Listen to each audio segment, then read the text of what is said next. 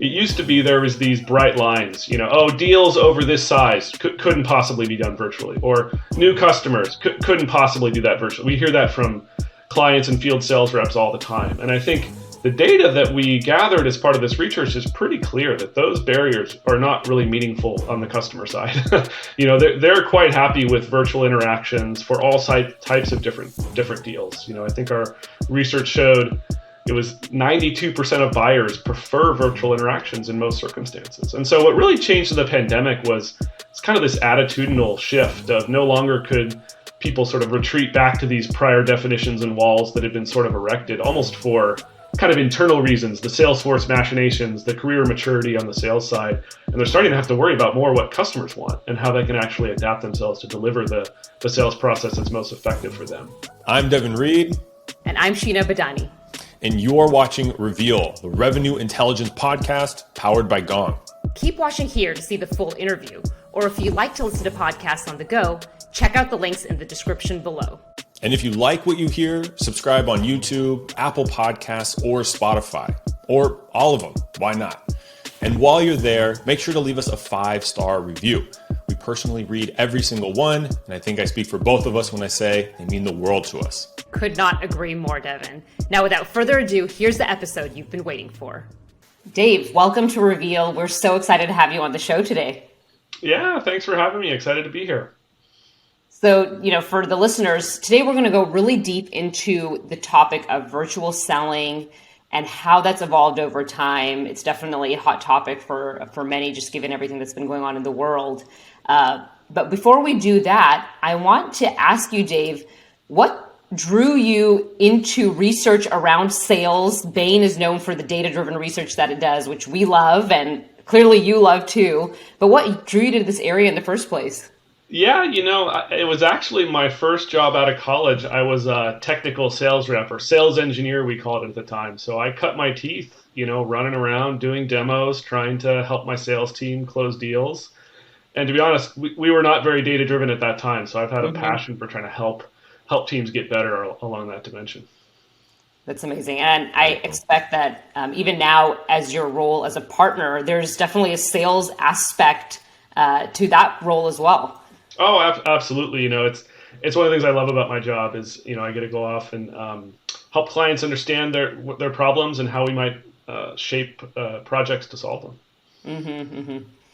So let's get into the meat of the topic today about virtual selling. So you recently co-authored an article called "Virtual Selling Has Become Simply Selling." What do you mean by that phrase? Tell us more about that.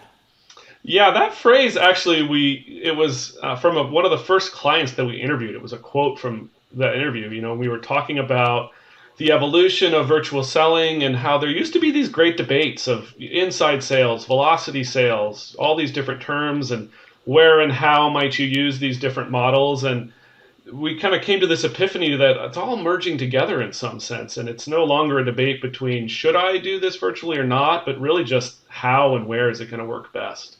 And that's a far cry from the way things were not so long ago.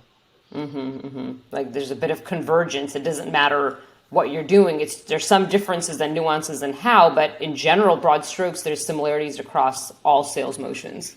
Yeah, that's right. You can't ignore it. It may be another way to think about it. You can't pretend that virtual is not part of your job just because you're a field rep or an enterprise rep or whatever type of sales role you might have. It's going to touch you in some way. Mm-hmm, mm-hmm. So I have a question for you, David. It's off script. We're going off script immediately, so I'm just going to pre-warn you. But ever since the pandemic, there's kind of these couple terms thrown around. There's like remote sales, hybrid sales, virtual sales. I could argue, by definition, there's probably some nuance there. But I'm curious from you, are those all synonymous? Is there a core difference? Is there a phrase that we should say versus not say when we're talking about virtual selling? Yeah, I can tell you what we mean when we use the phrase. We try to be pretty expansive about it. I do think you're right. There have been a lot of terms thrown around. Inside sales is probably the most widely used one for what people used to think of as being, people all co-located in one spot, using the phone primarily to drive sort of usually smaller or simpler deals. That's sort of one phrase. But by virtual, and sometimes people think that's what we mean. But virtual selling, what we're really trying to do is think of it far more expansively. It's how can all reps use the range of technologies at their fingertips, whether that's things like this video interaction technology, or it's some of the technologies that you guys make around using more data to drive how people interact with customers. It's sort of trying to take all of those range of tools and methods and interactions and merge them and use them together in the way that's most effective, and trying to break down a little bit of some of those historic barriers between inside sales or outside sales, velocity sales or enterprise sales. We're trying to sort of get away from that and think of a slightly different paradigm. I like that. That makes a lot of sense. So back to the question I actually allowed you to prepare for. Virtual selling has been around for a while. I started in sales around 10 years ago, and I was the inside seller. So I learned, I don't know if we actually use Zoom, but everyone says Zoom, to communicate and to sell. And then as I got more mature, I learned to actually go to David's office and shake someone, and shake their hand and run a meeting with 8 people around a big boardroom. So that's kind of, it's been around for a while, but how has the pandemic changed virtual selling aside from the accelerated adoption? Yeah, it's a couple different things. I think you're right. There's this historic notion that there was a kind of progression, and you'd start in inside sales and you'd cut your teeth there, and eventually you'd learn and you'd move to field sales, and then you'd sort of be like, oh, I'm not going to be on the phone anymore. That's what I did 5 years ago. Mm-hmm. And so there was a little bit of this sense of kind of a one-way street. And I think what's really changed in the pandemic is people's attitudes towards that have just fundamentally changed. I think it used to be there was these bright lines, deals over this size couldn't possibly be done virtually, or new customers couldn't possibly do that virtually. We hear that from clients and field sales reps all the time. And I think the data that we gathered as part of this research is pretty clear that those barriers are not really meaningful on the customer side. They're quite happy with virtual interactions for all types of different deals. I think our research showed it was 92% of buyers prefer virtual interactions in most circumstances. And so what really changed in the pandemic was it's kind of this attitudinal shift of no longer could people sort of retreat back to these prior definitions and walls that had been sort of erected almost for kind of internal reasons, the salesforce machinations, the career maturity on the sales side. And they're starting to have to worry about more what customers want and how they can actually adapt themselves to deliver the sales process that's most effective for them. So that's really what changed. Yeah, that's really interesting because as Sheena was saying, if we've talked to folks, we heard it all the time too, especially in the beginning, like, customer roundtables and all these things is, if we're not in person, our buyers will think we don't care. And then I feel like a couple months later, we started hearing buyers say, no, we are fine with virtual sales. Like if I can just log into a computer, that's actually much easier for me. It's much more efficient. So it's interesting always, the data helps with it, but there's that seller perception of what we think works or what we think needs to happen versus hearing, like you said, from the buyers and seeing the data of actually it's totally fine and it works. Mm-hmm. Yeah, we saw that in a couple different ways. The way we structured our research is we interviewed both buyers of complex products and sellers, and you see that disconnect in lots of different ways. One of the other ones that we highlight a lot is we have this concept we like to call, you need to think about winning the deal before it gets to the rep. And when you ask a lot of sellers, okay, what's most important in a buyer's journey? How do they make their decision? At what point are they narrowing vendor lists down? Are they defining requirements? They will consistently overestimate their own importance, which is, a little humbling for all of us. It's probably a somewhat human nature for all of us to do something like that. And they will systematically underestimate the importance of their digital footprint. So whether that's the own website or online reviews or forums that customers are doing all this data gathering and interaction with your products before they even pick up the phone and talk to someone live. And that dynamic is really important, we think. Mm-hmm. It's kind of interesting. Like I feel like now, since the pandemic, we've been doing a lot of assessments of customers and how receptive they are to virtual selling. Did we even ask pre-pandemic how customers would have been open to that? I think now it's just been a shift because it was forced, but maybe buyers were totally open to this 5 years ago and we didn't even care to ask our customers what they wanted. It's true. I do think back to Devin, I think was really smart when he said, look, there's these sacred cows almost in the salesforce of these career progressions that calcified people into these roles. Like, no, I'm a field-based rep, and that means I go in the field and I do things this way, and that's sort of wrapped up in your role and how you think about your job, and it's a little disconnected, you're right, Sheena, sometimes from the way the customers actually want to be interacted with. So you talked a little bit about digital footprint as part of the success of virtual selling, right? It is one of the components. It's not just how the rep may be interacting with the client. Can you talk a little bit about what else you're seeing that companies are doing that are leading and contributing to the success of virtual selling overall? Yeah, we have 5 things we like to talk about. The first one is what you just mentioned. How do you think about taking responsibility for the customer journey holistically and not just where sales traditionally steps in and takes over? So winning the deal before it gets to rep. That's one thing. The second one is a little bit what we've just been talking about. You need to be rethinking your coverage models. And you can't have these calcified notions of hard decks around inside versus outside sales. You need to be far more nuanced in tuning the type of coverage models and sales plays you're putting together to reach your customers in the most effective way. And then that leads into the third thing, which is we have this concept called sales plays, which is how do you get far more prescriptive around identifying a set of targets and products and sales motions that you can enable your sales force with, as opposed to maybe the old days of letting the cowboys and cowgirls roam the earth trying to do deals. How do you give them a far more prescriptive set of tools and enablement to help them go off and close specific things? And then there's a whole set of initiatives and things we talk about around how do you enable folks with the right digital tools. So we have this concept that we call digital cockpits. What that really just means is how do you get the right set of curated tools for the right role? What a field-based AE needs, far different than what a territory manager needs, different than what a deep technical rep needs. Yet often we just think of enabling the sales force with tools. And so we have this concept of getting the right tools for the right roles, digital cockpits.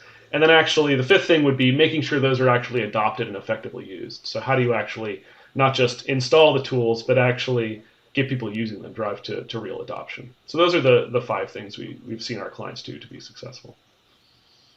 There's a lot of different aspects that you covered there, everything from enablement to using technology, et cetera. Who's responsible for this? Like, who are you speaking to when you go to these large clients? Yeah.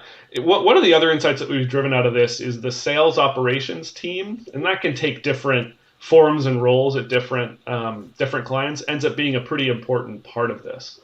Because where we've seen sometimes people fail is when they do this in a fully decentralized way, and every group, whether that's geography or product team or however a sales team might be organized, is trying to roll their own. And then that's oftentimes you end up with this mishmash of approaches and tools. And so oftentimes we're also talking to our clients simultaneously about maturing that role. Because in some sales forces, I'm sure we've all worked there, frankly, sales ops can be a little bit of a backwater. It's not necessarily always the most advanced part of a sales team. But in this new world where data is more important and you want to get more prescriptive and helpful to your sales force, having a strong operations team is really important.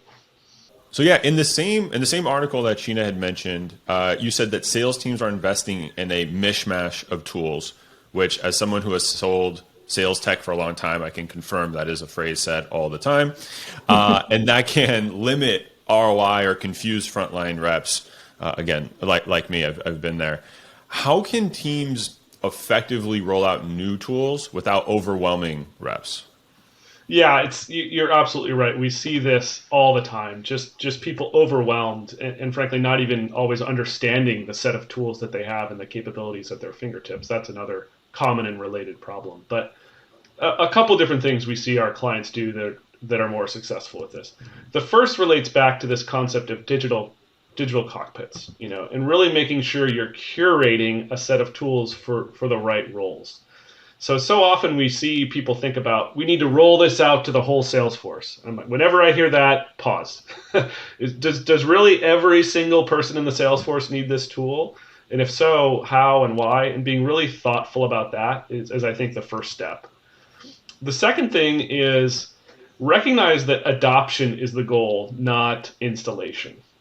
That is a really big shift I think you're seeing in enterprise software sales as well over time, right? Customers or companies are realizing that it's not simply sufficient to roll the tool out, give everyone a training, and keep your fingers crossed. You need to be setting metrics not just around installation, but adoption. monitoring usage, following up with people, finding out why or why not they're using a tool. So sort of keeping that momentum going over time. And the good news on this one is a lot of ISVs are recognizing this too, and they're there to help. I mean, salesforce.com may have pioneered the customer success paradigm, but a lot of ISVs are picking this up. They want you to be successful in using the tool because they know that's what's going to drive you to renew. So oftentimes they're there to help you and not sort of disappear the day the software is installed like the way they might have done a decade ago. And then the last one I would say is really just be thoughtful around pace. People can only absorb so much. Recognize sellers should be selling. They need to be spending time with clients, whether that's virtually or in person. They don't have a lot of time necessarily to go to trainings and think about adopting new tools. And so be thoughtful around the pace as well. Mm-hmm. Absolutely. I know from the days selling Gong, you would hear it all the time. I think a lot of people think, the leader, the VP, maybe the directors are going to make the decision. But so often we would hear, this looks great, but if my reps don't adopt it, then there's no point in buying it because I don't want to buy shelfware. Like, how big is my sales tech, stack supposed to be?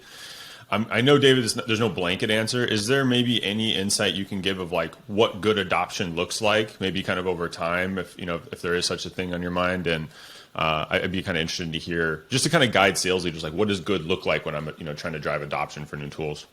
Yeah, I mean, what it looks like is you really need to be thinking through usage metrics is one of the most useful things you can see.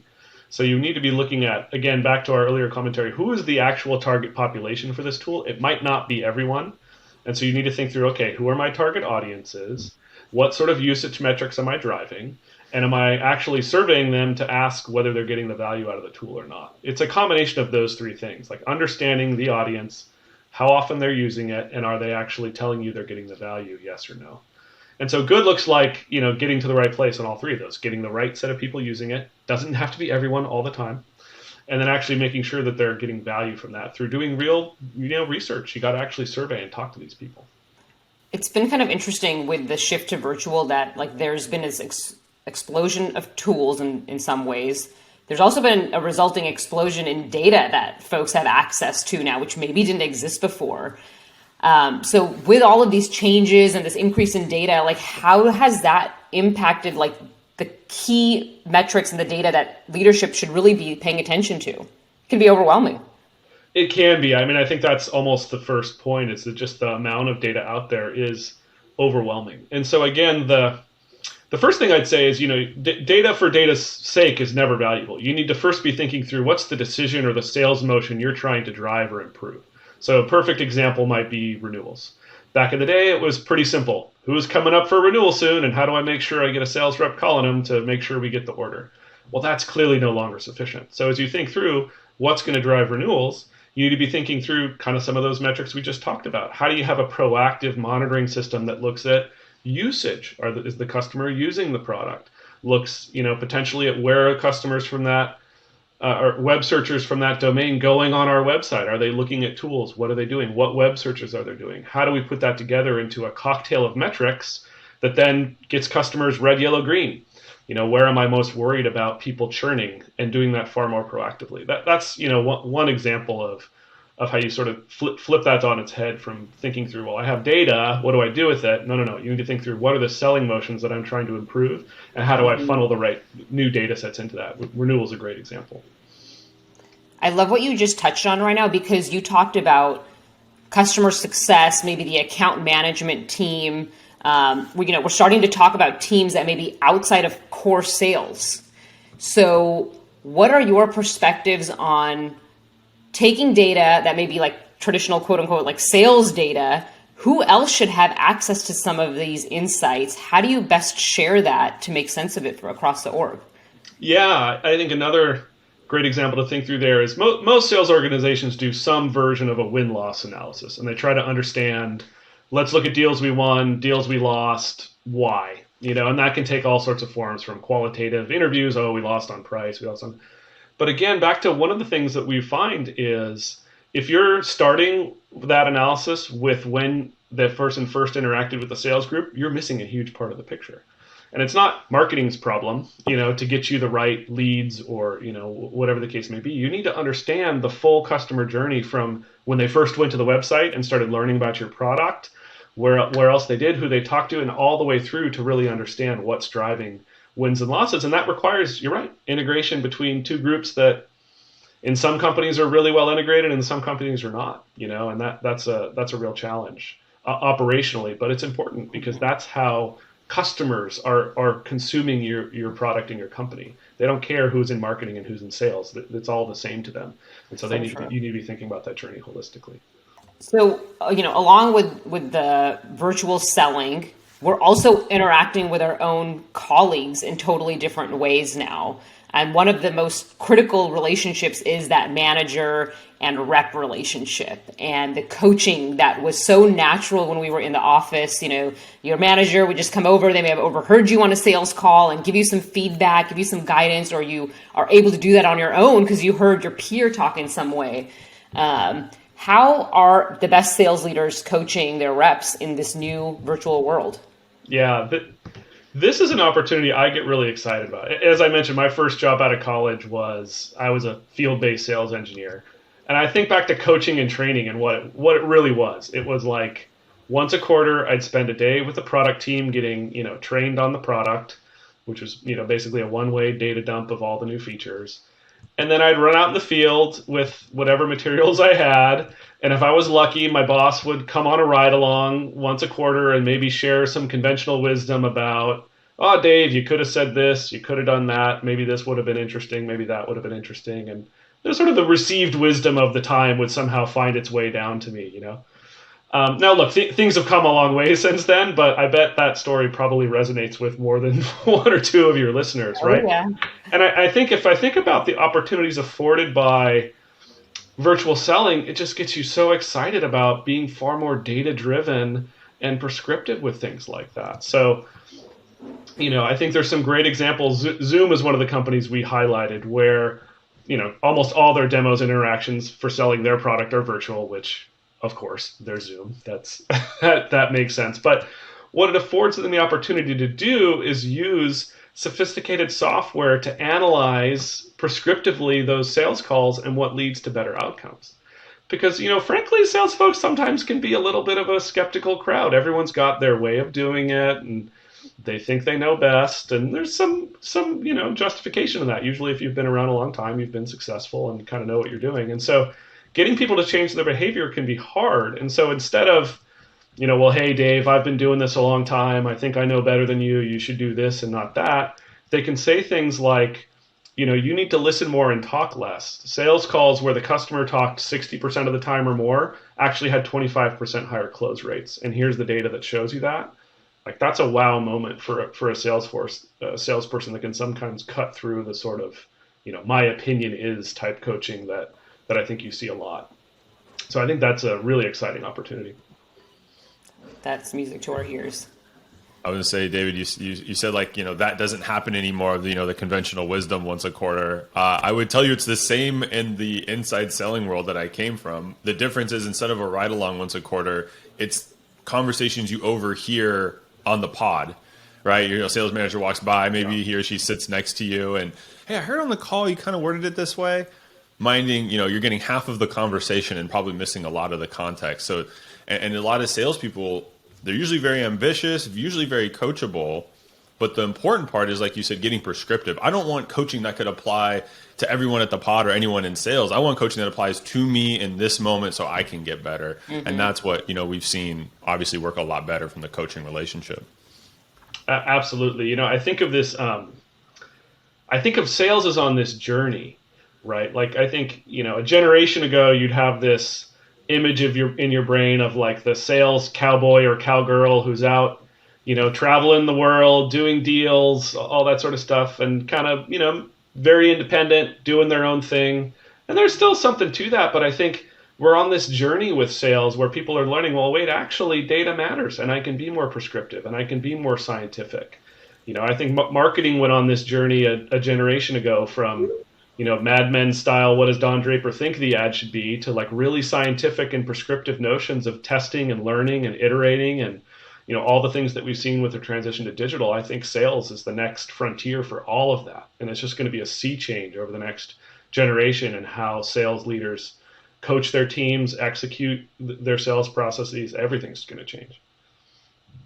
Dave, are you telling me there's going to be like amazing TV series that's going to come out with a suave sales leader? I'm angling for my next job is really what that all is about, Sheena. We'll write a screenplay and pitch it to HBO or whatever network, maybe Netflix. Well, so I've enjoyed this a lot, David, because we've talked about things to be successful in virtual sales, digital footprint. We just talked about coaching.